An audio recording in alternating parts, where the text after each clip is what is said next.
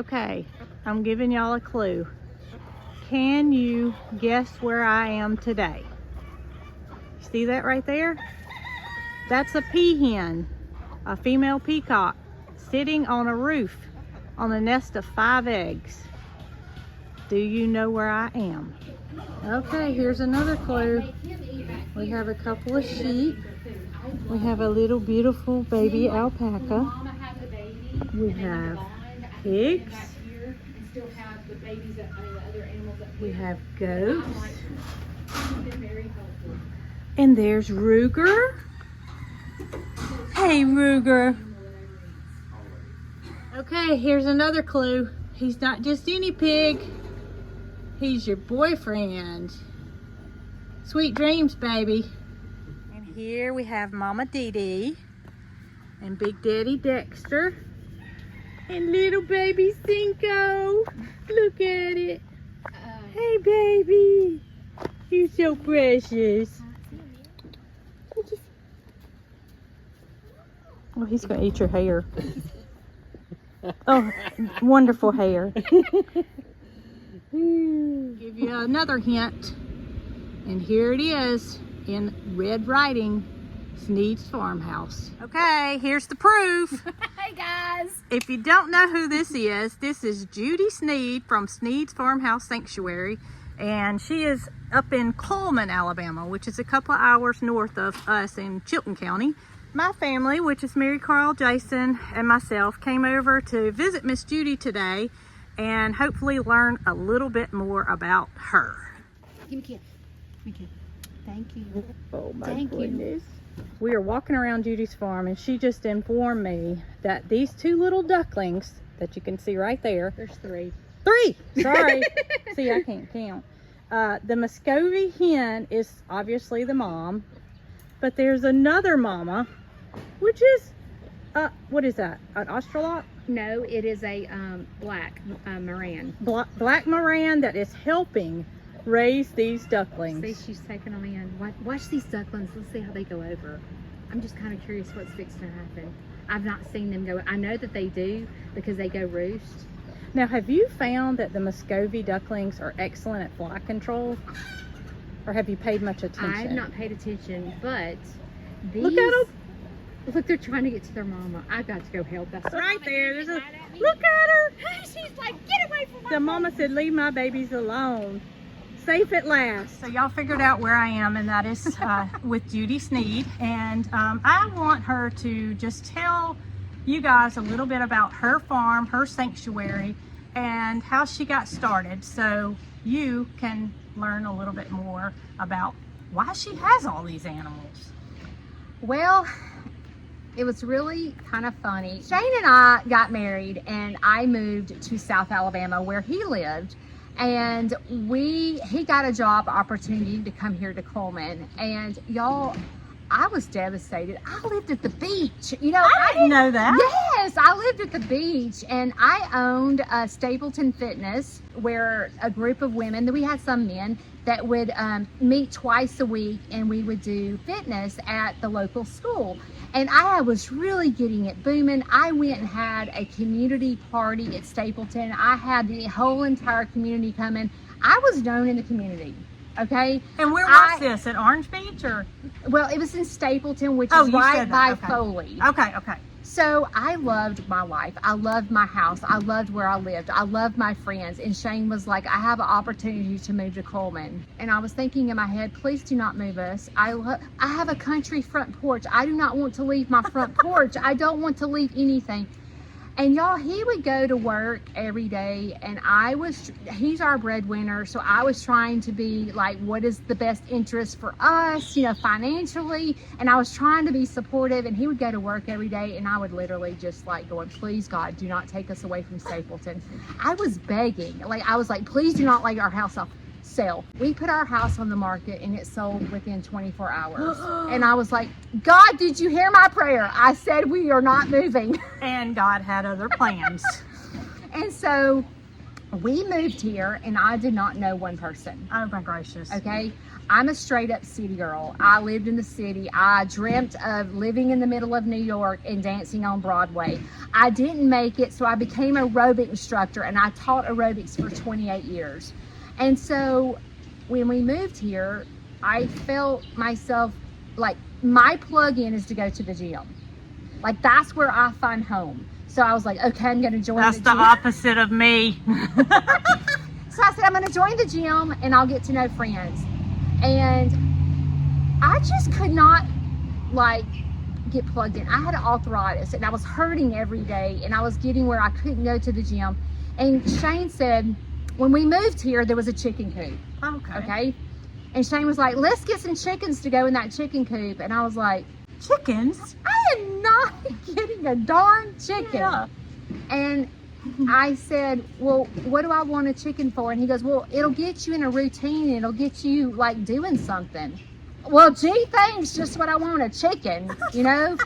And so I took him up on it and I got chickens. So that was your first farm animal? Yeah. So I went to Tractor Supply and I got 25 baby chicks. And Brooke, Woo, you started big. I killed them all in 24 hours. Okay. Brooke, I killed them all in 24 hours. It was awful. And so I was upset, and I found that there was a chicken page, you know, on Facebook. So Right. I like, hey, my name is Judy. I'm new to chickens. They all died in 24 hours. Can you help me and tell me what I did wrong? These chicken people attacked me. I was about to say, that's not the thing to say when you're wanting to know what to do. I learned real quick that I made a mistake by saying that, and they were really bullying me, saying, you don't need chickens if you don't know what you're doing. You're a chicken murderer. Like, it was Hey, awful. Everybody has to start somewhere, right? Yes, it was awful. Then this one sweet girl said, I'll teach you how to raise chickens. I went to her house. She taught me how to incubate eggs, and I fell in love. So did you start by hatching your own, your Yes. successful hatch? Yes. And what was that breed? Do you remember? Easter eggers. Easter eggers. Yes. Okay, good choice. So how many did you start off with? And I'm sure since you incubated them yourself, you ended up with both pullets and what? Roosters. Okay, so So I had 22 eggs in the incubator. I don't remember exactly how many hatched, but I started raising them, and then I started understanding what it meant for ratio of roosters and hens. right, quickly. And then I had to start all over and incubate more eggs because I didn't have enough hens, right? And you didn't know what you were going to do with all those roosters. Exactly. And that's a problem. Hey, Brooke, I'm just going to tell you that I tried to have a bachelor pad. Oh, did you? I did. And it was unsuccessful, obviously. It was totally okay. People were telling me to go buy these blinders. Yes. That you put on the. It was a disaster. Then, you know, when you get bit by the chicken bug, Oh, it happens. okay, it just keeps going. I don't know what it is about chickens. I mean, I've never done any drugs in my life, but I would have to imagine that once you start with chickens, the addiction feeling must be similar because you can't quit it. Yeah, because what happens is it's like, you know how you talk about keeping up with the Joneses? Right. Yeah. It's like you have to keep up with the Joneses, because when you start posting your pictures of your pigeons, I'm like, oh, I gotta have some of those. Did you see Marycarl's pigeons? Yes. I gotta have those. And then all of a sudden, Jacqueline from Head Family Farms posts her beautiful Americanas, and I'm That's like, right. Gotta have those. those are lavender. I don't have lavender. It's almost not fair that there are so many different breeds out there, and they all look so different. And they all lay different colored eggs. And they all have different personalities. And you just find yourself, there's not a favorite. There's not a favorite. You got to have a couple of every one of them. You got to have the short ones and the tall ones. And the long ones and the skinny ones and the fat ones. And you know what? People might ask me what my favorite chicken breed is today, and it's going to be one thing, and tomorrow it's going to be another. I And agree. that's the gist of it, is you can't just have one. I agree. So where did you go from there? So from there, you know, when you get bit by the chicken bug, you start Googling. Yeah. Okay. And then you start getting on all these farm pages, right? And so right. you start seeing other animals. So I saw a white turkey, Oh, a royal palm. And I was Okay. like, are you kidding me? Gotta have that. Got to have a royal palm. So I said, Shane, I'm going to get a turkey. And he said, for what? I said, you're the one that started this. You're the one that said, let's get chickens. And now I want a turkey. And you can't argue that. Exactly. And so I got turkeys. You got turkeys. Well, you said turkeys, plural. I got to get a pair. Okay. I couldn't just get one. I had to have two. So you started with a grown pair? I did. Good idea. I did. Turkeys are hard. Hard to raise from babies. So good thing you started with big ones. And then when you have a farm, you get so many messages. Hey, I have this pig that we can't keep anymore. Do you want it? Right. Hey, I have these goats that need a home. And so someone messaged me about getting goats. Uh-huh. So I said, Shane, could you put me up a fence? Because I want to get some goats. And he was like, This is escalating kind of quickly. Are you joking? And I'm like, no, get out there and clear some land. So all that where my farm is was woods. Oh my gracious. So I called my father-in-law because my husband was like, I don't have anything to clear this. I said, my daddy-in-law will do it. So I called my daddy-in-law and I said, hey, would you bring that skid steer? I got a project for you. And he was like, sure. I said, will you clear out some property so we can put up a fence for some goats? Well, he cleared out that whole big old thing. I thought, dude, I can get all kinds of I can have more than goats. So I got the goats. How many did you start with? 4. 4, and they were all rescues. 5. They were rescues, right? Yes. Kind of. Basically, yeah. Somebody that needed to rehome them. And It was a family that had a large family, and they just couldn't keep up with goats anymore. And it was Jolly, and she had 3 babies, and then I got a buck. oh So my I got gracious, them you all started together. Yes. Then comes the cows. That was kind of on Shane. Shane wanted many cows. big. Shane wanted me. That was his fault. Oh. That was not my fault. Well, you know, it's bound to happen. I mean, when you are in love with your animals and they see your joy, it can't help but spread. But I have a funny story about the cow. So I got Dexter. Okay, he was the first one. He here. was the first one here. Well, listen, if I'm going to have an animal, I want to pet it, right? Right. Okay. So like, and of course I'm going to take pictures. I'm a new mom. Sure. Right. So I'm going to take pictures with me and my animals. So I began to hand pet Dexter. That's a bull. And I was hand feeding him, standing in front of him, petting his head. And people were like, what is she doing? Does she know the danger of a bull? And I didn't. And I can remember one time I met this lady because she was getting some baby chicks for me. And she said, honey, you're standing in front of a bull. And I was like, yes. And she was like, do you know what can happen to you? I'm like, but it's Dexter. Even though he's a mini, he's still a bull. Yeah. And I was like, what? Is she kidding? But I just didn't know any better. Were you doing the caretaking for Dexter, or was Yes, Shane? it was me. So you were his caretaker. Yes. So you felt comfortable. I was obviously. comfortable. He had never shown any aggression. So I said, I want to teach him to eat out of my hand. And people were like, you're getting a bull to eat out of your hand. Yes. And I just kept doing it because I guess I was dumb and didn't know any better. I don't know. Now was Dexter, he was full grown at this time, right? He was 15 months. That's pretty full grown. So I just kept doing it. And he kept eating out of your hand? Yes. And I was like, I'm going to teach him to kiss me. And people were like, wait. I'm like, yes, I'm going to teach him to give me a lick on the face.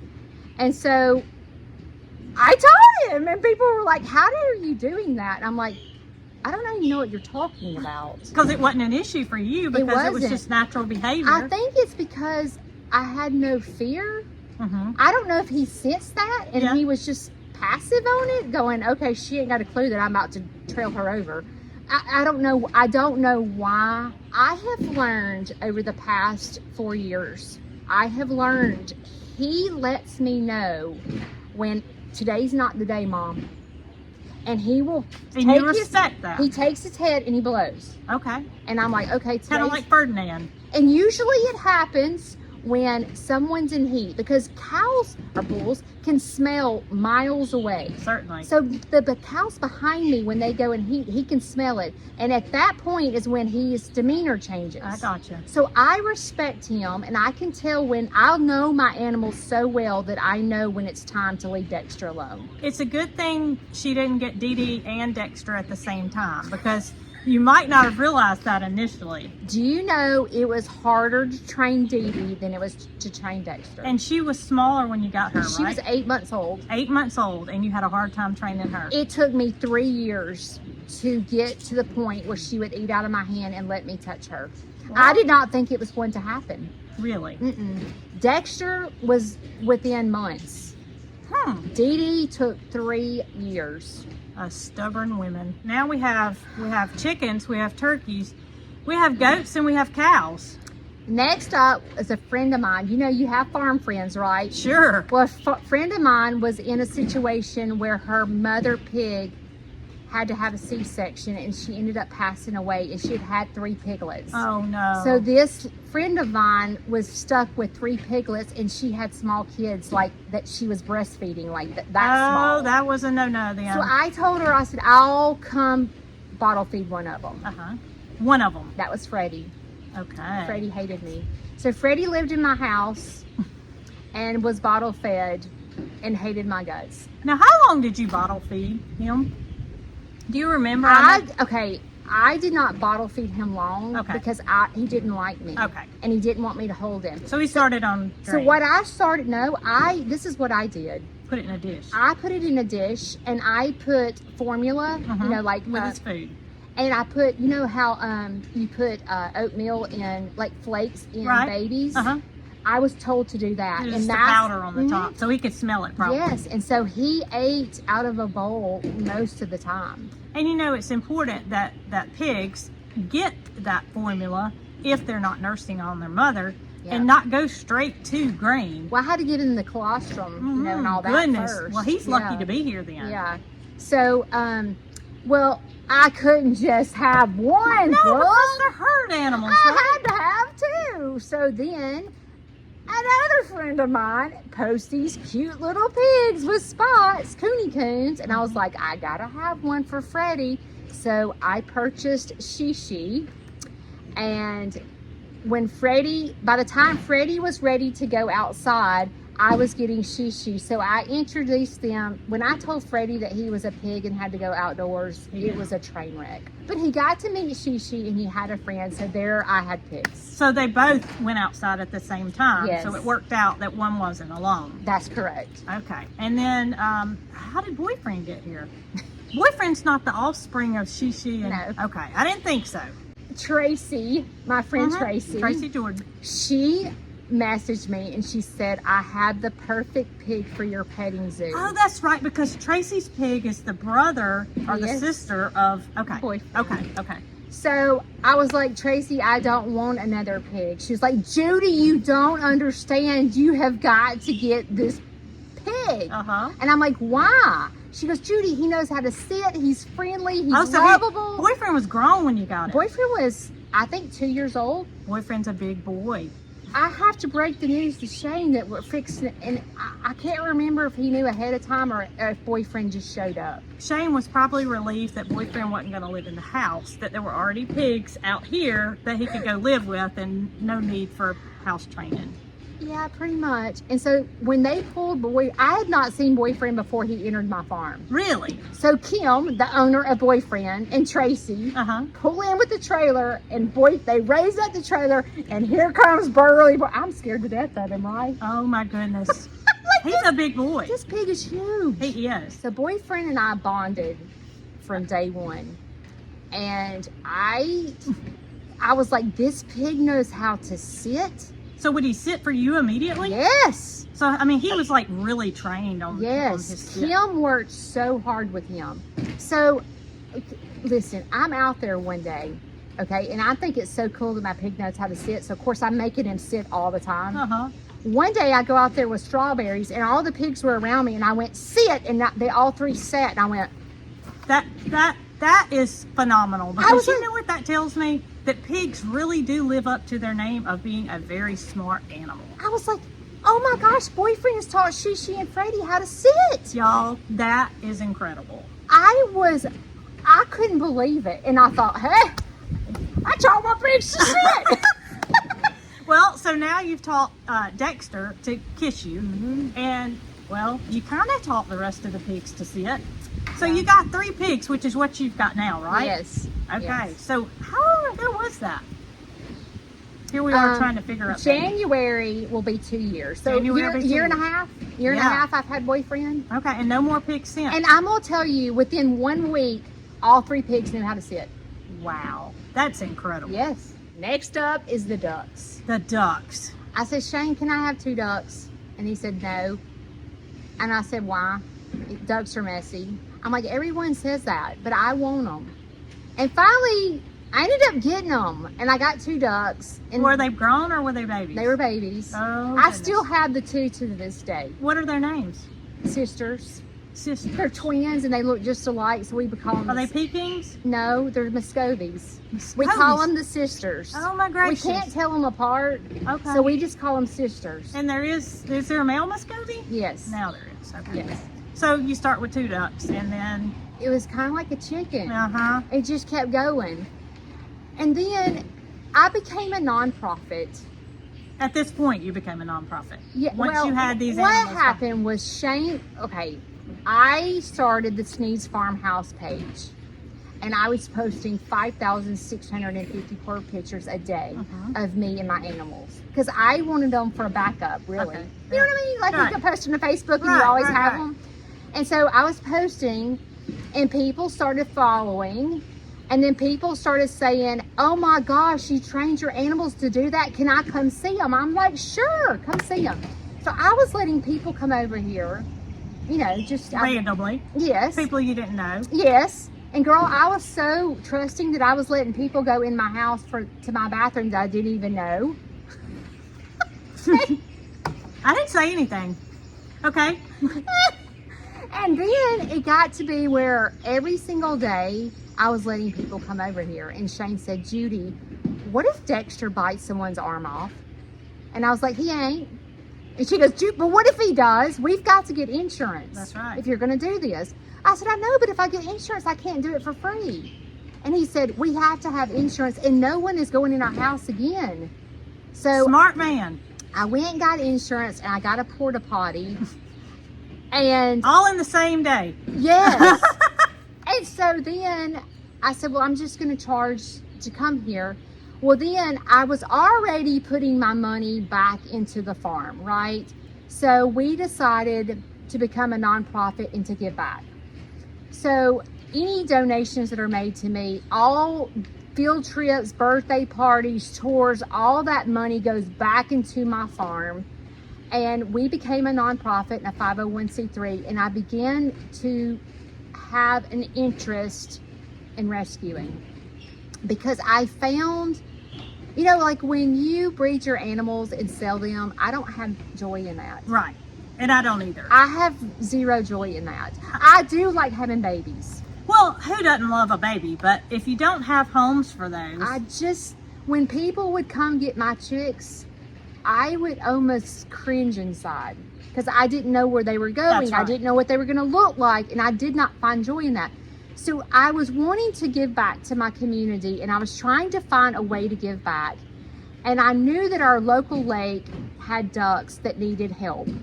And so I started rescuing the ducks from Sportsman's Lake, and I started getting more ducks, because I'm as far as a rescue, not all my animals are rescues, but there's almost more rescues than they're not. But I find my heart in wanting to help injured animals. I feel you there, because I have a much bigger heart for animals that need help versus those that cost a lot of money. And I agree. And it's just the way it is. I think you're born with that instinct to want to help those in need. And you know, sometimes you can see an animal and it will be so ugly. Let's just say the looks. It's the ugliest thing, and you're like, that is the cutest thing I've ever seen. Maybe it's a face a mother can love. And like, I look at them and I'm like, I'm rescuing that. Bless its heart, it is pitiful. It's manged and looks awful and is ugly, and I'm going to nurse it back to health. That's right. That is the enjoyment of having a sanctuary and rescuing, is seeing the results of them get better. Oh yes, it's just very heartwarming. Well, I would go from these ducks not being able to walk to taking them to the vet, getting them on proper nutrition, and seeing a full recovery. And that happened 15 times. Wow. And I would just smile ear to ear, seeing this animal go from not walking to running. And I almost feel like I'm kind of missing the boat with Cog Hill Farm, because while we are known as a farm, I feel like we're more of a sanctuary or a rescue. And if you followed us for very long, you know that most of our animals are indeed rescues or something that needed a home. So your rescue kind of started with ducks, with giving them a home from Sportsman Lake. And then what happened? It's really been growing. I get messages every day asking me to rescue, but I physically and financially can't afford to rescue without donations. Well, and that's what we talked about earlier, is taking care of animals is not cheap, nor is it free by all means. And that's where you're... Well, as soon as I rescue, the first thing I do is take them to the vet. So that takes money. There's $100 right there just to go to the vet.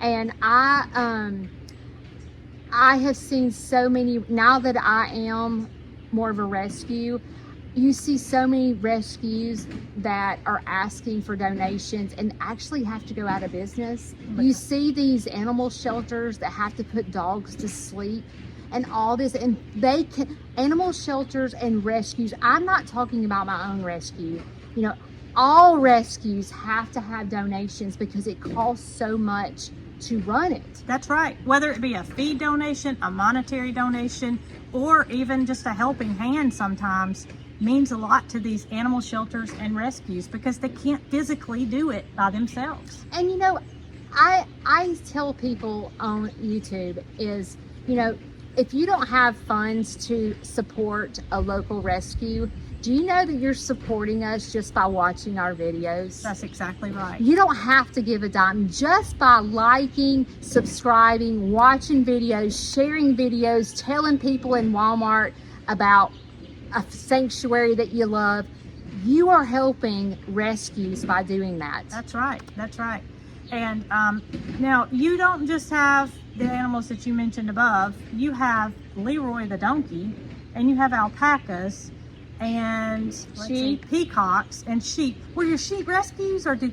Okay, so the sheep came here, and they're 2 males, right? Yes. So you don't have to worry about them reproducing. No. You have Leroy a donkey, who is a male, who is neutered, right? Right. Is that what you call a donkey that's been castrated? Castrated donkey. She does have some peafowl, which we talked about earlier. Right. And then, what am I missing here? The tortoise. Oh, the tortoise and the rabbits. The rabbits. The tortoise, you just mentioned that Queso is growing rather rapidly. He is. I did rescue a tortoise that was in a pretty bad condition because he lived in a little boy's bedroom. Oh, goodness. And never had vitamin D and the proper nutrition. They were feeding him romaine lettuce only. So he had to go to the vet, and Queso, and his name was Tank. Queso and Tank started to fight. So you had to find a home. In my children's book, I talk about tortoises don't get lonely. So they started to fight, so I had to rehome him.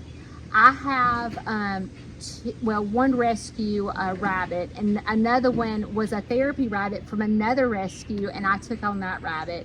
So there are 2 rabbits that are rescues. And I can tell y'all that I honestly can say that every animal on this farm has been well cared for, well loved, and taken in by Miss Judy and Shane, who have the heart bigger than the state of Texas. Well, you know how when you become a mom, your kids come first, right? Right. Well, when your kids grow up and become adults and have their own families and you get animals, it's almost like our animals come, I mean, it's the truth, our animals come first. Now that you've learned a little bit more about Judy, if you don't already follow her, she does have a YouTube channel, which is Snead's Farmhouse Sanctuary. And also you could follow her on Facebook, Instagram, or TikTok. Is that Yes. right? And what is that? Snead's Farmhouse Sanctuary. I think she just said that. But anyway, I think you guys would really enjoy watching Miss Judy because you can truly see that she loves animals and she enjoys taking care of them. It's not a chore. Judy does offer farm tours that can be booked through your website. Is Right. that correct? And It's just on the weekends. Fridays, Saturdays, and Sundays are farm tours for families. And then during the week, I open that up for field trips for schools and so forth. So if somebody is interested in booking a trip, how could they do that? They can go directly to the website and book directly from our website. And your website is? www.sneadsfarmhouse.com. And Snead is S-N-E-A-D for any of you guys that were interested. Sneads with the S on Oh, the I'm end. sorry. Not the city. We go through No. there, and every time we do, we're like Snead. Uh-huh. Sneads, S-N-E-A-D-S. I'm in Coleman. I Okay. tell people often my name is Judy Snead, but I live in Coleman. My address is Vinemont, but I'm in the West Point. All that stuff too. But I have enjoyed visiting with you on this hot June day. It's about to be July, but I hope you guys will in turn follow Miss Judy, and I think she likes to dance too. So I didn't tell y'all, but I'm gonna ask Judy if she can throw down for me. So if y'all didn't catch that. I tell you what, y'all come see us in September. Yeah, that's right. Petals from the Past. Petals from the Past, September and we'll 9th? throw Is down. it September 9th? September the 9th. September the 9th at Petals from the Past. Judy's going to be there. And I'll have my boogie shoes on. she'll have her boogie shoes on. You're not bringing Ruger, are you? And I'm reading my book that day at 12:30. But you're not No. bringing Ruger. Ruger's He'll got to get too learn to hot. dance. Maybe I'll bring Ruger. It depends. It depends on the weather. Yeah. So, yeah, y'all check Judy out and come to see us at Petals from the Past September the 9th. Yes. Thank y'all. Thank you. Thank you, Judy. Thank you. Always a pleasure. Farms meeting farms.